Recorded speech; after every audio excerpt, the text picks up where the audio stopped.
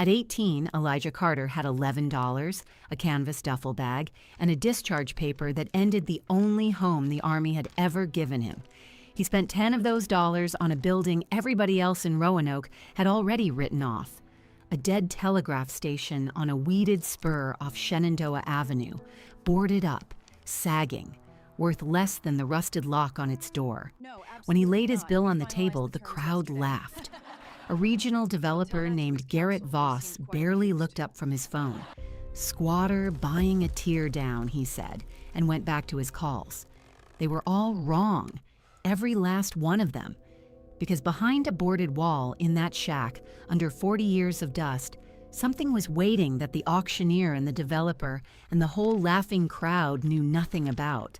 By the first hard frost, the $10 building would be worth more than Voss's entire block, and the man who called it a teardown would be the one standing in a Roanoke courtroom watching it slip out of his hands. The old folks around Gainsboro had a phrase for the place. They said it slow, like it meant something they had half forgotten. The Reed place never sold. Nobody could tell Elijah why. He had come into Roanoke 3 weeks before that auction with nothing but the dog and the duffel. Ranger was a German shepherd, 4 or 5 years old, scruffy in the coat with gray coming in early at the muzzle. One ear stood up and the other never quite committed.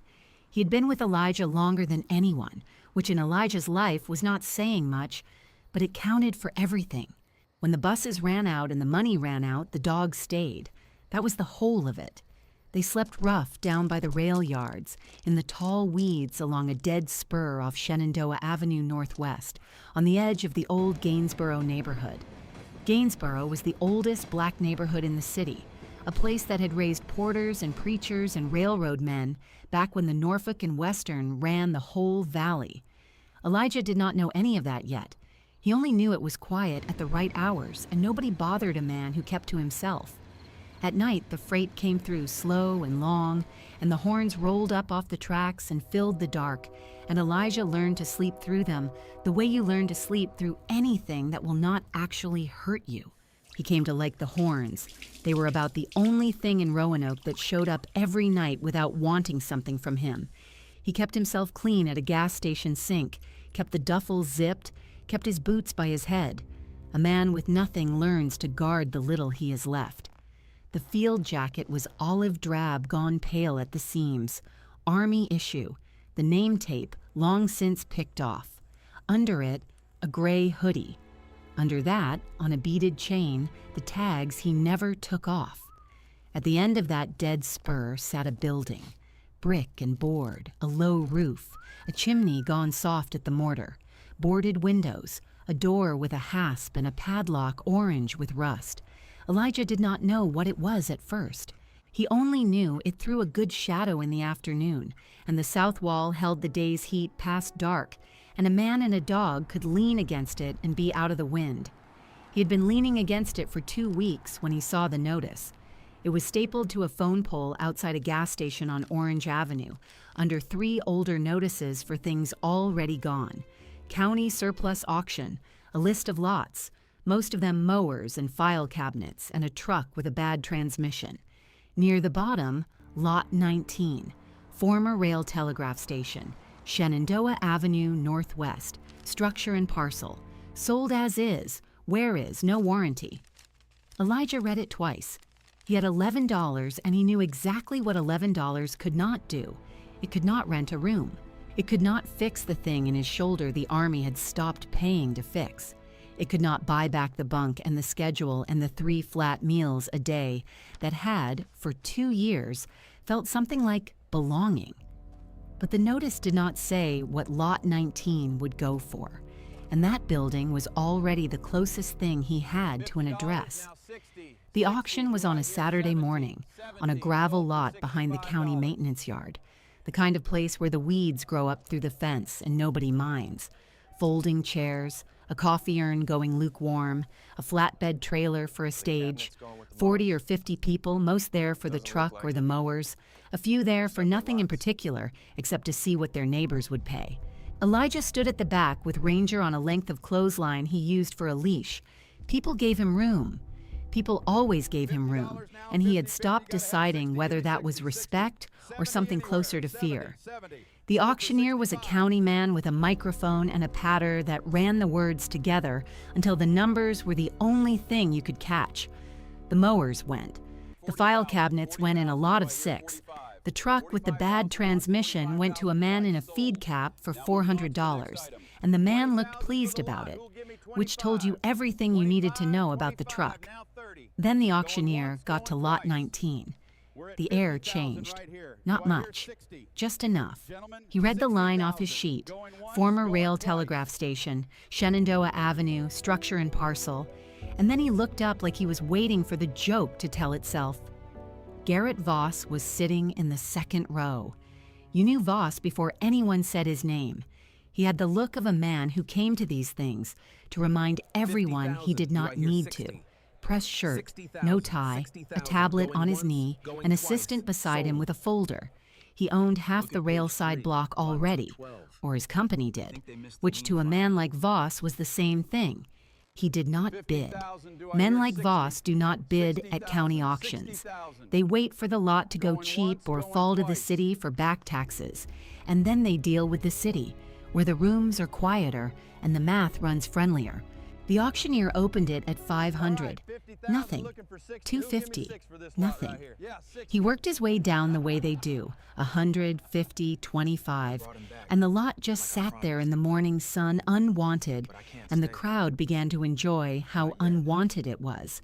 Somebody called out, "Tear it down before it falls down," and got a laugh. The auctioneer, half joking now, said, "I'll take $10 and a promise to haul off the brick." Elijah heard his own voice before he had decided to use it. $10, he said. The lot went quiet, then loud. People turned in their chairs.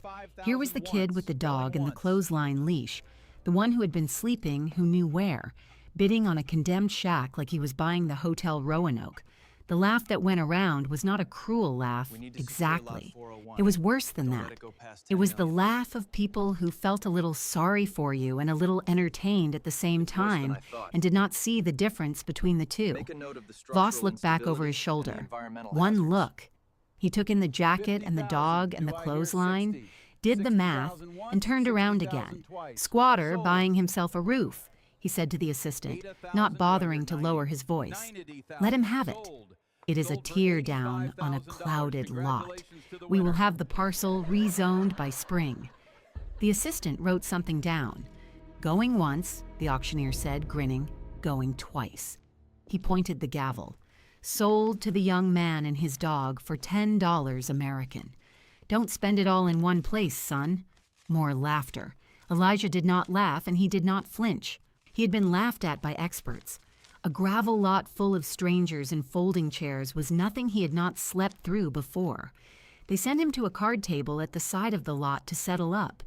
The county clerk was a tired man named Tilly, reading glasses down his nose, a cash box, and a stack of carbon forms in front of him. Elijah counted out 10 ones, smoothed flat, and that left him exactly one. $1 to the name of a man who now owned a building. Tilly took the money without looking impressed by it. He filled in the form in block letters: parcel number, lot description, buyer. He asked Elijah his name and wrote it down the way clerks do, last name first, Carter, Elijah R. Then Tilly stopped. He looked at the parcel line on the form and then out across the yard at the station, and something moved across his face that Elijah could not read. He stamped the form once, hard. Funny thing, Tilly said, mostly to himself. The Reed place never sold. 40 years it sat on the county rolls, and it never once changed hands. He shook his head and slid Elijah a yellow carbon copy. There you go. Deed gets recorded downtown Monday. Congratulations, I suppose. Elijah took the carbon. He wanted to ask what the man meant, who Reed was, why a building that had clearly been up for grabs had never once sold in 40 years. But Tilly was already calling the next number. The line moved. Elijah folded the carbon into his jacket and stepped off to the side, $1 and a deed to his name, and the R in his own name sitting right there on the form where nobody had thought to read it twice.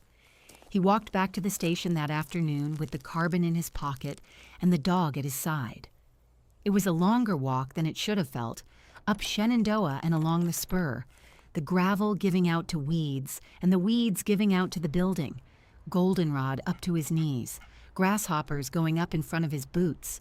The low afternoon light came in and turned the old brick the color of a brown paper bag. He stopped at the door. The padlock was his now. The hasp, the rust, the boarded windows, the soft chimney, all of it. The duffel was on his shoulder and the tags were against his chest, and Ranger leaned into his leg the way he did, and Elijah stood there and looked at the first thing in 18 years that had ever once belonged to him. He did not say anything. There was nobody to say it to. He just stood at the door a while, and the dog stood with him, and somewhere off down the line a freight let out its horn and kept coming. The padlock had rusted past the point of needing a key. He worked it with a rock and a flat piece of rebar out of the weeds, and after a while the hasp gave, and the lock came off in his hand. The door swung in on a smell. Dust, mostly.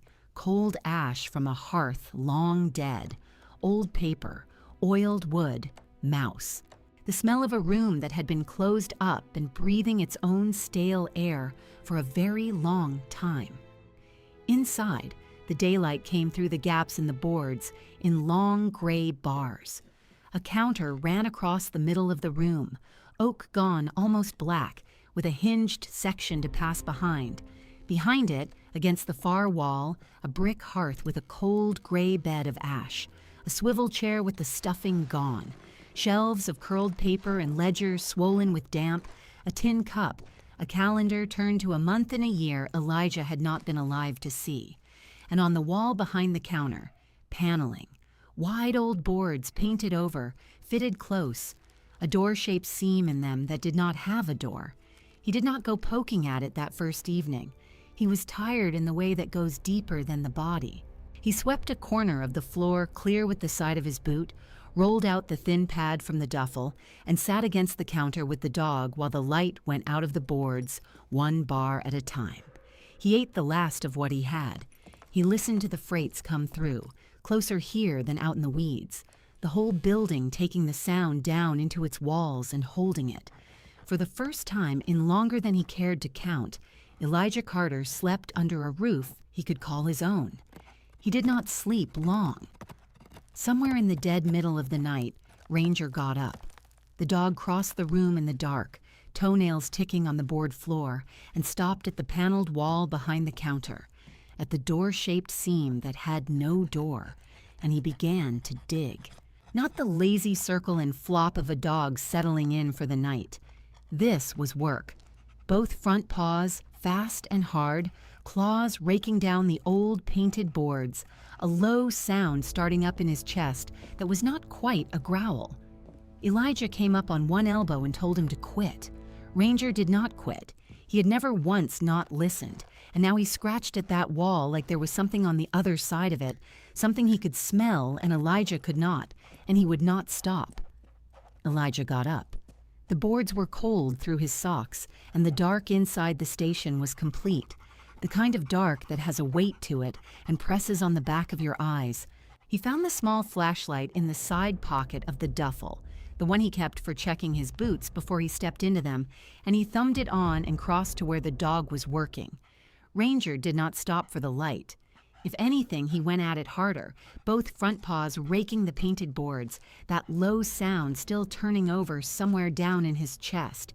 "Easy," Elijah said. "Easy now." He laid a hand flat on the dog's ribs. The heart under there was going fast and sure. Whatever it was, Ranger believed in it all the way down, and Elijah had learned a long time ago that the dog was right about things, more often than people were. He ran the light up the wall. It was paneling, like he had seen in the gray of the afternoon. Wide boards, a hand's width each, painted a green so old it had gone the color of pond water, fitted so close you had to look to find the lines between them. But there, in the middle, where the dog was digging, the seams made a shape. 2 long verticals, a short line across the top, a shape with corners. the shape of a door that somebody had taken the trouble to make stop being a door. Elijah crouched and put his fingers to the seam. The line ran straight down under his fingertips, filled with paint and the grime of years, but a line all the same. He followed it up and across and down the other side, and his thumb caught on something, a nail head, then another, set in a row, hammered flush and painted over. Somebody had not just shut this door. They had nailed it home and painted the whole wall to forget it was there. Low down, where the dog kept at it, the paint had taken damp over the years and gone soft and flaking. Ranger had worked a patch of it loose already, and under it the wood showed pale where his claws had scored it. Elijah sat back on his heels. "There's nothing back there," he told the dog, and did not believe it even as he said it. "Just an old room. Come on." He took Ranger by the collar, gentle, and drew him off the wall. The dog came, but he came stiff, looking back over his shoulder, and twice in the night Elijah woke to the tick of toenails on the boards and the soft scratch starting up again in the dark, and twice he called the dog back to the pad. The second time, Ranger came and lay down hard against him with a sigh that shook his whole body, and stayed. They slept like that, the man and the dog against the old oak counter, until the gray came up in the gaps of the boarded windows and turned the room from black to the color of ash. Morning came up slow and cold, and Elijah lay a while and let it come, watching the bars of light on the floor go from the color of ash to the color of weak tea. Then he got up because lying still was a habit the army had broken in him, and he had never picked it back up, and he set about learning what he owned. In the daylight, the station was smaller and sadder, and somehow finer than it had looked the night before. The room ran maybe 30 feet, end to end. The long oak counter split it in two, a public side by the door and a working side along the back wall, with the hinged section to pass between. The wood of that counter had been good once. Under the dust, it was burled and dark and worn pale in one spot, a smooth hollow about the size of two hands laid flat, where a man must have stood and leaned and worked for so many years that he had worn the varnish clean off the oak. Elijah put his own hands in that hollow. They fit. Along the back wall, above the working side, a shelf of dark instruments waited under a felt of dust. He wiped one with his sleeve, and the brass came up a dull gold underneath. A little upright frame with a coil wound in it and a flat iron arm hung above a sounder, the kind of thing he had no name for but understood the shape of right away. Wires ran from it, brittle and cloth-wrapped, down through a hole bored in the counter and off to nothing. On the wall, a cracked ceramic insulator still held a staple of wire that had once gone out the window and up a pole and off down the line to every other station strung along the Norfolk and Western, all the way to wherever the rails went. A telegraph station. Of course it was. The county notice had said so in its dry way, former rail telegraph station, but the words had not meant a thing until he stood there with the dust on his sleeve and saw the bones of it. This was a place where a man had sat and listened to a wire click in the dark and turned the clicks into words, all night, for the trains. On the working side of the counter, near the worn hollow, there was a clean rectangle in the dust. Just that. A bare patch of oak, maybe 6 inches by 4, where everything around it wore 40 years of gray, and that one spot wore none. Something had sat there long enough to keep the dust off, and then it had been taken away, recently enough that the dust had not yet crept back to claim the place. Elijah looked at that clean rectangle a long moment without knowing why it bothered him. Then he straightened and got to work and forgot it, the way you forget a thing that is going to matter later. He cleaned because cleaning was something he knew how to do. He found a broom behind the door with half its straw gone and used it anyway, and he swept the 40 years out the door in gray drifts. He beat the dust off the swivel chair and out the window. He carried the ruined paper out by the armload and stacked it in the weeds to deal with later. He worked the morning through, and the dog lay in the doorway in a bar of sun that finally found its way in, and watched him, getting up now and then to go put his nose to the seam in the back wall, then coming back and lying down again. It was in the ledgers that Elijah first saw the name. They were account books, a dozen of them, swollen fat with damp and fused at the spines, the ink gone brown and feathered. Most he could not open without tearing, and the ones he could were full of columns he could not read, train numbers and times and strings of letters that must have meant something to the man who wrote them. But on the inside cover of the soundest one, in a hand that was small and square and patient, somebody had written a name and a year, S. Reed, his mark, and a year 4 decades gone. Elijah stood there in the swept room and looked at that name longer than the name deserved. Reed. It was his name, too. Not the one anybody called him. Not Carter. The one stamped on his papers and his tags and shouted across a barracks yard. The other one. The middle one. The one that lived quiet between the others and never got used. The one he had set down on a county form the day before and watched a clerk write without a second look. Elijah Reed Carter. He did not know where the Reed had come from. He had never known much about where he had come from at all, which was its own kind of quiet that he had stopped poking at years ago. It was only a name on a page, his page, and now here it was again on somebody else's, an old man's, a stranger's, written small and square in brown ink in a dead telegraph station he had bought for $10 on a laugh. Probably nothing, he told himself. Reed was common enough. The valley was likely full of reeds.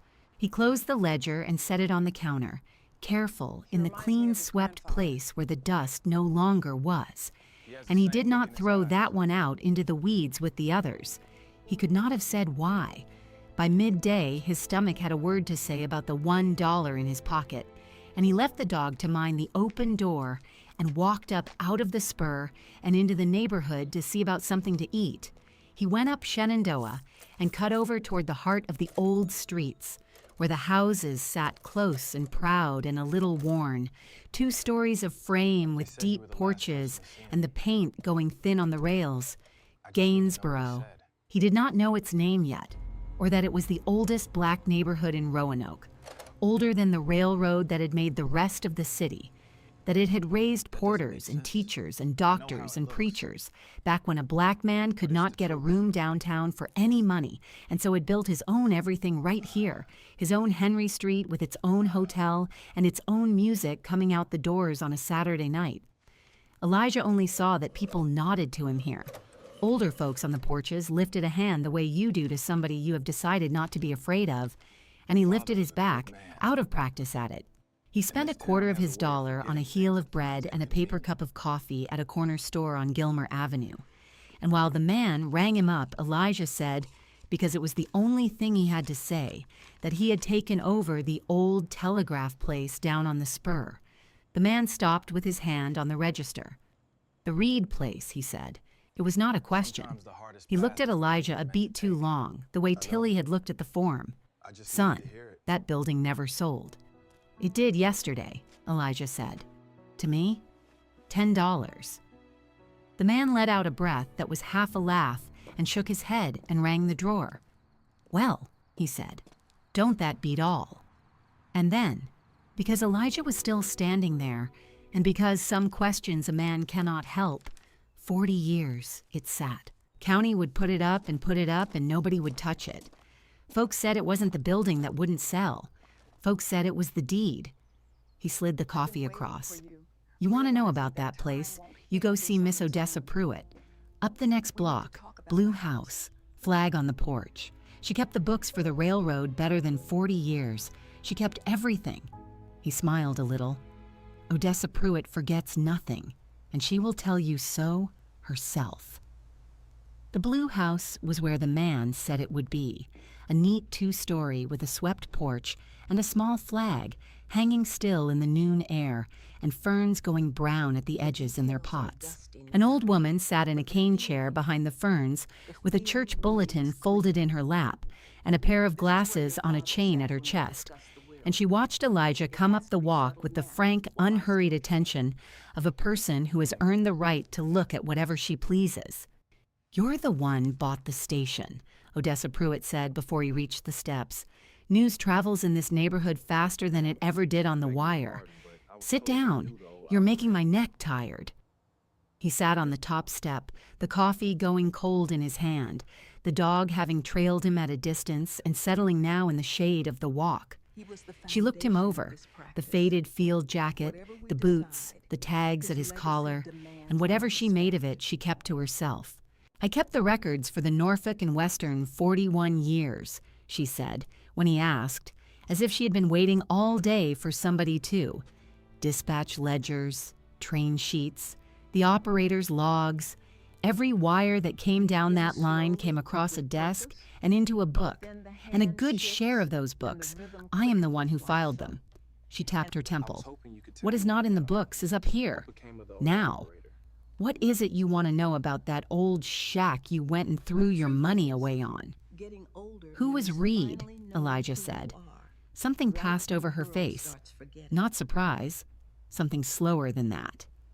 "Samuel Reed," she said, and the name came out of her with a care the storekeepers had not had. Sam Reed worked that station near onto 40 years. Longest sitting operator the division ever put on that stretch. Nights, mostly. He liked the nights. She looked off down the street at something that was not there anymore. There was no better hand on the key in this whole valley than Sam Reed. You could know it was him sending from 3 stations off just by the way he talked with it. Every man's fist is different, you understand, on the wire. Like handwriting. Sam's you would know anywhere. "What happened to him?" Elijah asked. "He got old," she said simply, "like the rest of us that did not have the good manners to do otherwise. The line went to telephone, and then the line went to nothing, and they put the little stations dark, one by one. And his was near the last to go. After that, he kept to himself down there. Stubborn man, kind but stubborn, and the two of those together will wear a path nobody else can walk." She folded her hands. "He has been gone some years now, up the hill in the churchyard. I carry flowers when I remember to, which is not as often as I tell myself it is." Elijah turned the cold cup slow in his hands. "I found his name in a book," he said, "in the station, S. Reed." He paused. "It is my name, too. Part of it." Odessa Pruitt's hands went still in her lap. She looked at him then in a wholly different way, the church bulletin sliding unminded off her knee, and when she spoke again, her voice had dropped low and careful, the way a person speaks in a room where somebody is sleeping. "Say your name for me," she said. "Your whole name." Slow. And Elijah, not knowing why his heart had picked up its pace, told her. "Elijah," he said. "Elijah Reed Carter." For a long moment, Odessa Pruitt did not say anything at all. She looked at him, the way you look at a face you have been trying to place and have just, all at once, placed. Then she reached out and took the cold cup of coffee out of his hands and set it aside on the porch boards as if it were in the way of something, and she told him, very quietly, that he had better come inside. The inside of Odessa Pruitt's house was cool and dim and smelled of lemon polish and old paper, and it stopped Elijah in the doorway the way a church will stop a man who has not been in one for a while. Every wall held frames.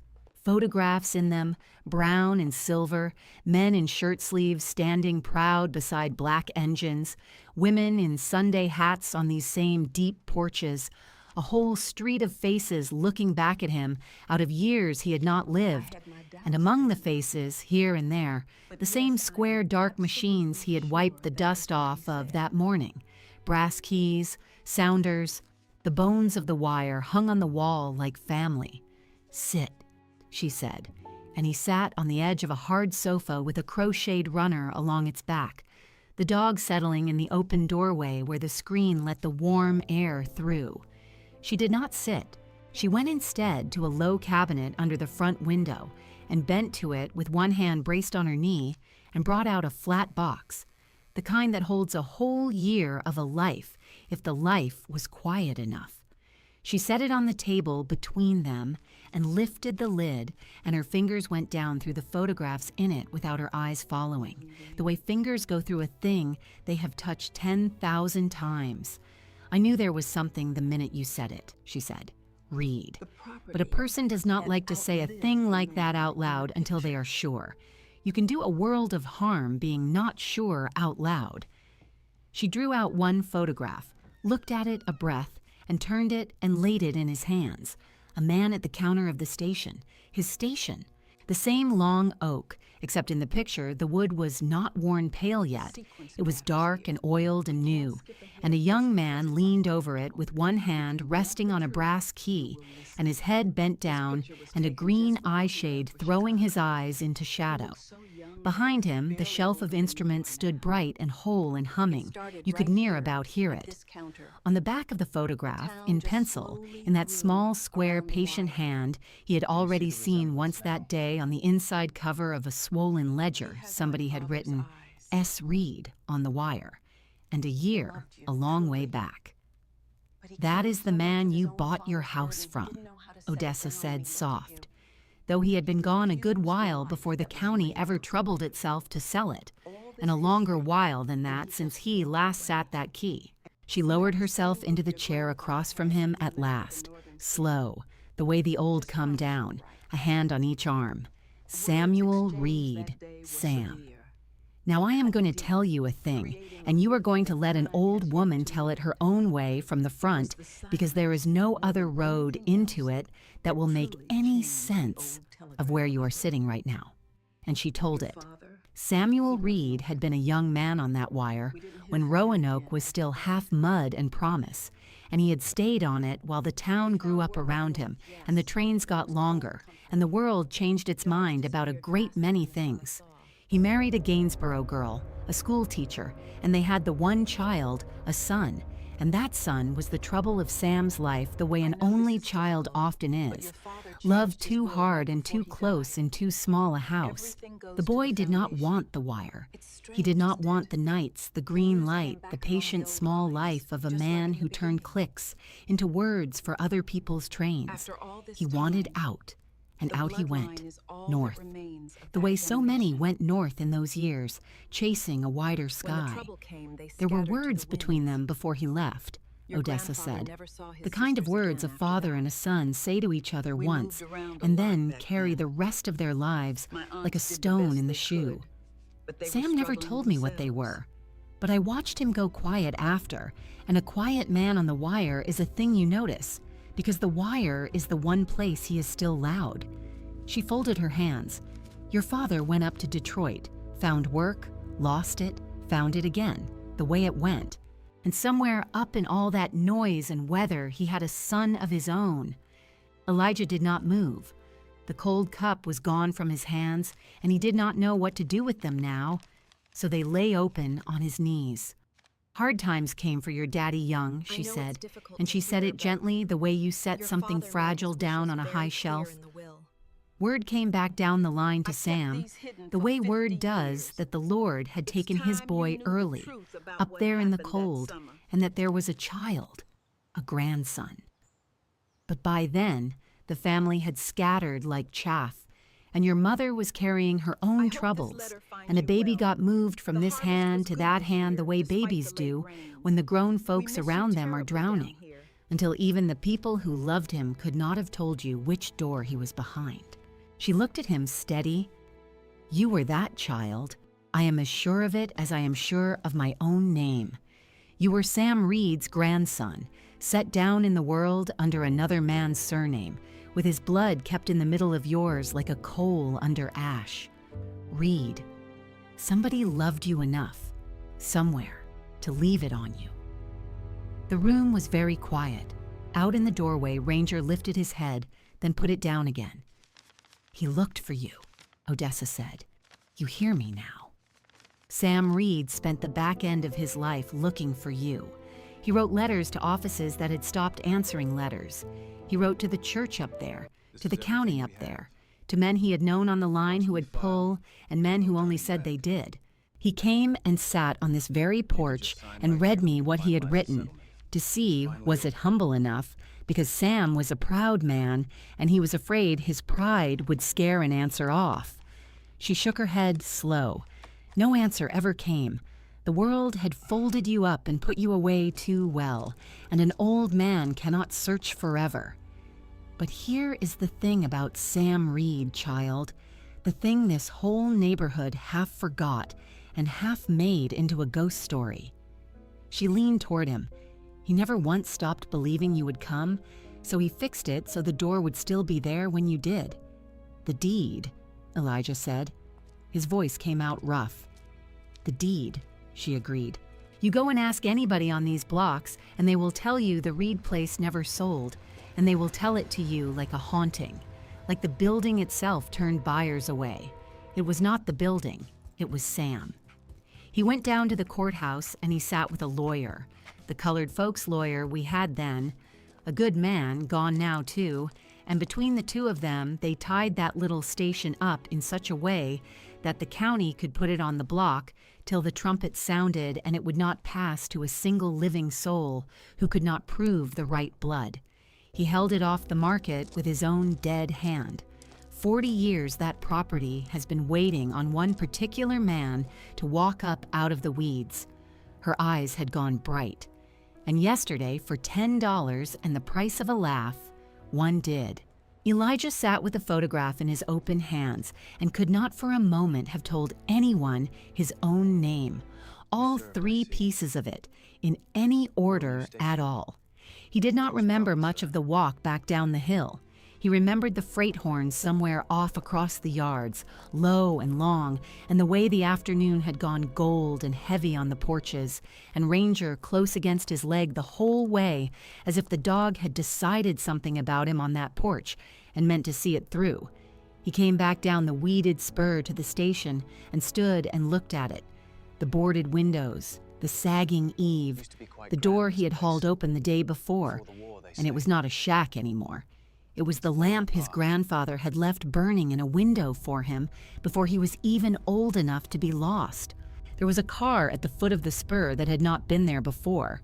It was a clean, dark car, the kind that does not belong on a gravel turnout among the chicory and the broken brick, and a man stood beside it in a pressed shirt with no jacket and his sleeves turned back one neat fold, looking up at the station the way a butcher looks at a steer.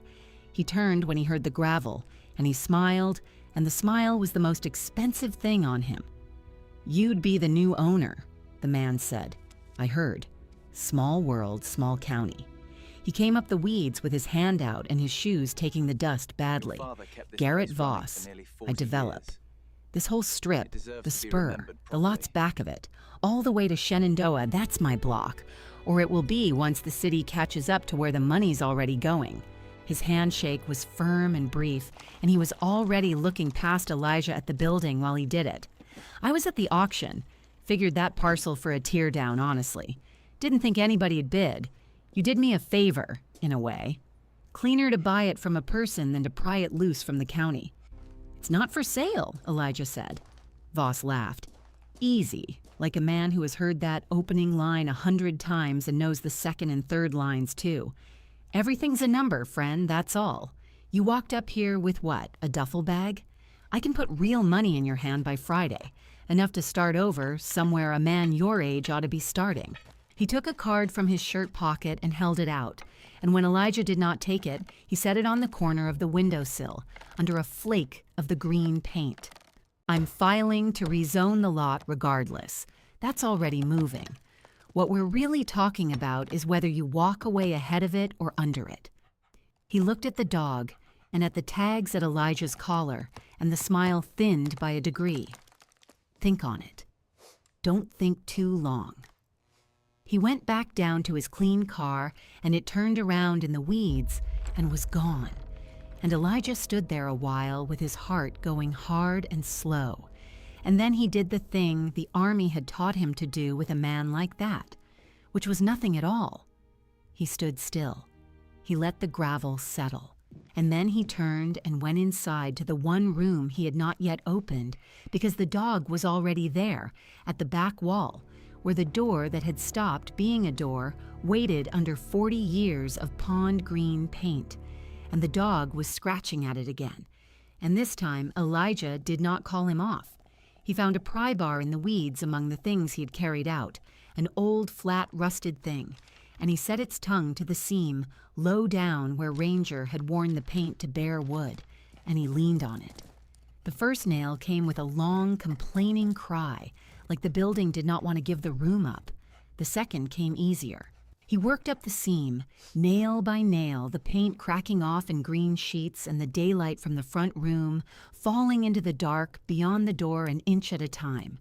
And the cool, shut air of 40 years came out around him, smelling of cold ash and old wool and pipe tobacco gone to dust, and at last the panel swung in on a hinge that had not turned in a lifetime and led him into the place where Samuel Reed had lived. It was a small room and a spare one, a narrow iron cot with a wool blanket folded square at its foot, the way a man folds a blanket who learned to fold it for somebody else's inspection, once and never unlearned it. A single chair, a shelf of books swollen with damp, a washstand with a cracked basin, and along the inner wall, a small brick hearth, cold these many years, with a kettle still hung on the crane, and a green eye shade hung on a nail beside it, and a yellowed paper chart tacked to the wall above, its corners curled, ruled into neat rows of letters, and beside each letter a little run of dots and lines in faded ink. The alphabet of the wire. Ranger was not interested in any of it. The dog went straight across the room to the hearth and put his nose to the bottom course of brick and began to dig, and a low sound came up out of him. Not a growl, more like a question he had been asking for 2 days and was tired of nobody answering. Elijah crossed to him and knelt on the cold stone of the hearth slab and put his hand where the dog's nose was and felt it. One brick, low in the corner, sitting proud of the others by the width of a fingernail, loose. The mortar around it gone to gray powder that brushed away under his thumb.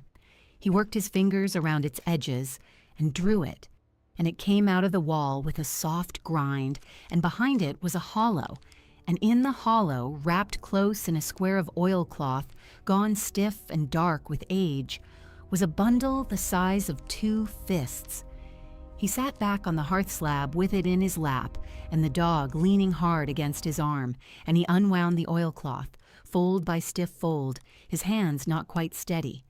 Inside, oiled and clean and untouched by the rot that had taken everything else in that house, lay a brass telegraph key.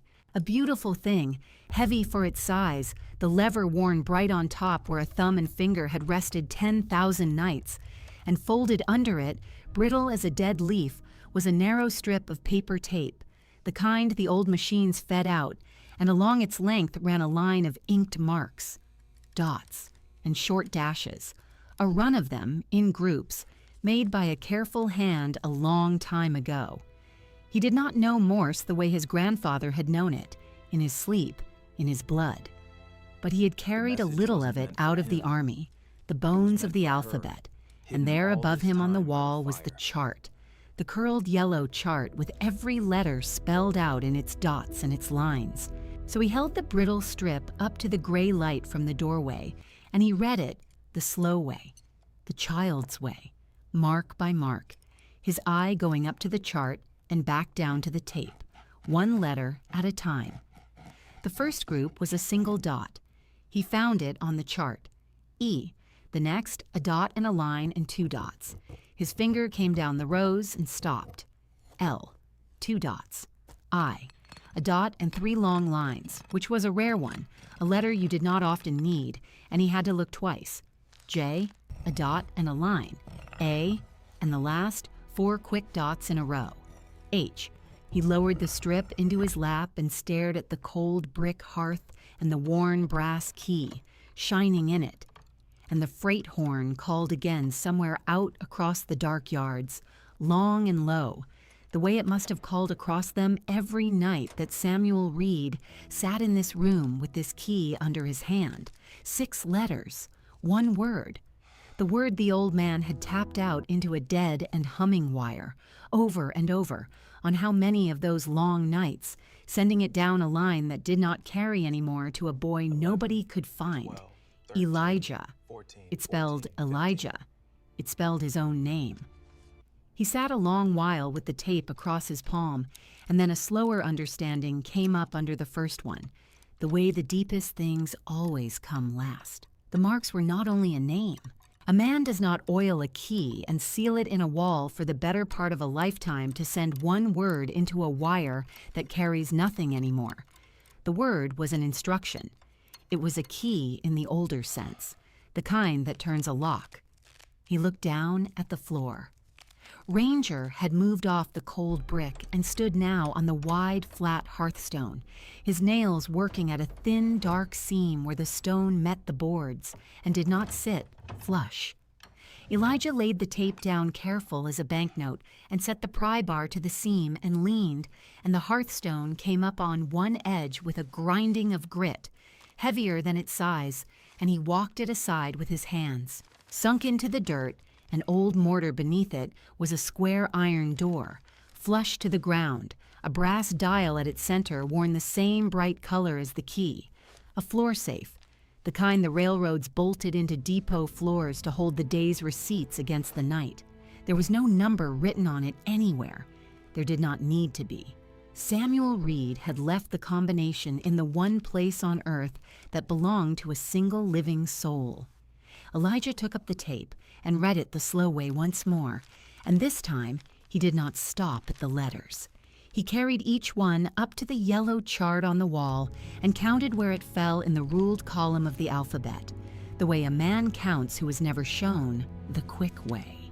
E, the 5th. He turned the dial to 5. L, the 12th. He brought it back the other way to 12. I, the 9th. J, the 10th. A, the 1st, the whole wheel around to where it began.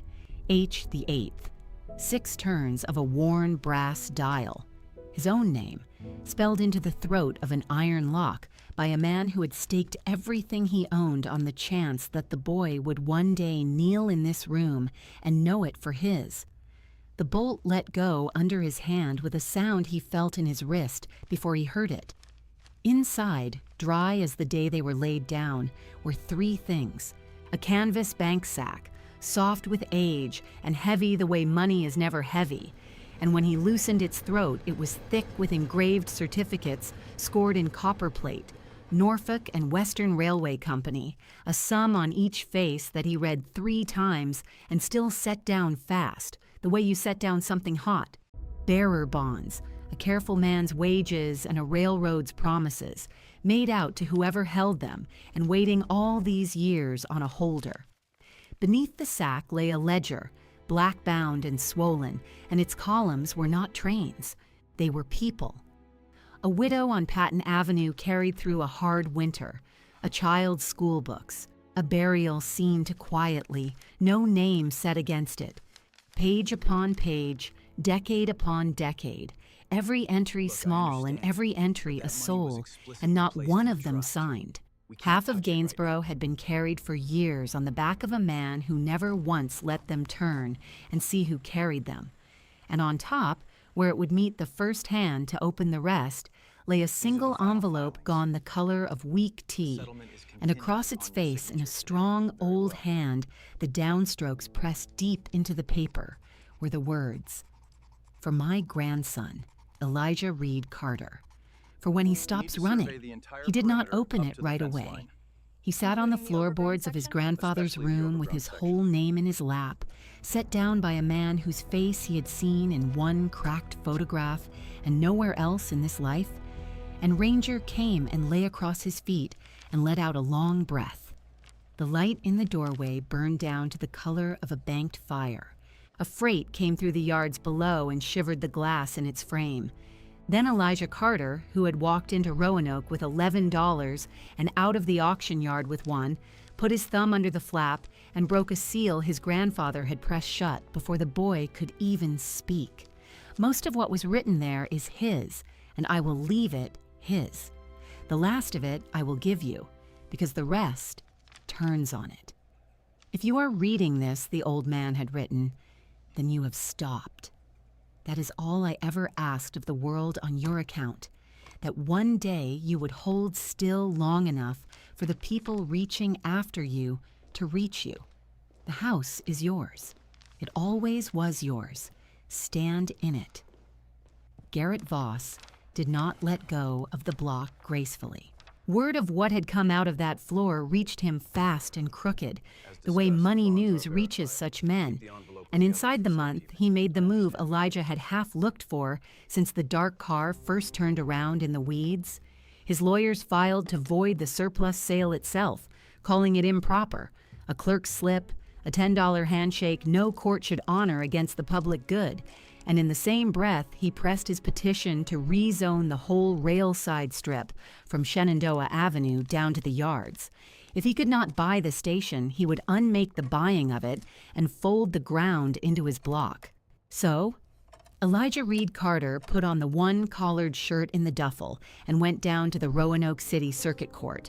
And there he did the thing the letter had told him to do, which was the thing the Army had drilled into him and the thing his grandfather had spelled into an iron lock. He held still. He let the other men spend their words, and he watched it all wash past, and when his turn came, he did not raise his voice or tell the story Odessa Pruitt had told him on her porch. He set things on the table instead. The recorded deed, stamped and filed, tied up by Samuel Reed and a long-gone Gainsborough lawyer, so that it could pass to no blood but his. The bond certificates, the black ledger, and last, in a clear sleeve, the envelope with his whole name across it in the dead man's hand, and the line beneath about a grandson, and the stopping of running. The room went quiet in the way a loud room goes quiet when paper does what no shouting can. It did not take long after that. The court recorded the deed and granted Elijah quiet title to the station and the lot it stood on, swept clear of every cloud Voss had tried to throw over it.